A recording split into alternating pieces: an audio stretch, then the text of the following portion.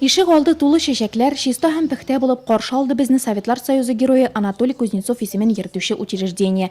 2013 елда бирдә капиталь ремонт үткәрелгән булса да, бу матурлыкны көндәлек хезмәтсез саклап калып булмас иде ди мәктәп җитәкчесе Галина Егорова. Бинаның тышкы ягы гына түгел, эчендә дә тәртип. Мы покрасили все помещения, все классы. Без барлык бүлмәләрне, коридорларны, спорт залын, остаханәләрне, мәктәпнең тышкы ягын буядык. Узган елны ашханәдә зонд элдек, җиләтү системасын көйләдек, склад биналарын яңарттык. Склады обустроили.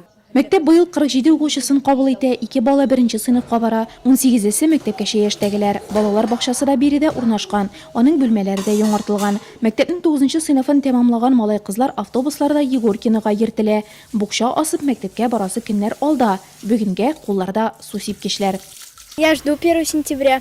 Мин 1 сентябрьне көтәм, мәктәпкә барасым килә. Барысын да әзерләдек, тизрәк дусларымны күрәсем килә. Мы летом ходили на... Без җәйге практика вакытында мәктәбебезнең матур аюын күреп китә идек. Шуңа да тизрәк килеп укыйсы килә башлады. Укучыларны педагогик коллективта сагынып өлгергән, укытучылар сыйныф бүлмәләрендә соңгы әзерлек эшләрен алып бара, ашханәдә савыт-саба шалтырый, өстәлләр нәни хуҗалары килүен көтә. 1977 елда төзелгән бина бүген дә замана белән бергә атлый һәм үзенең төп функциясенә җавап бирә. Ул да булса укучыларын белемле, конкурентлыкка сәләтле итү. Медицина университетында, техник вузларда, Казан федераль университетында Каравыл тауы авылы студентлары булу шуны исбатлый.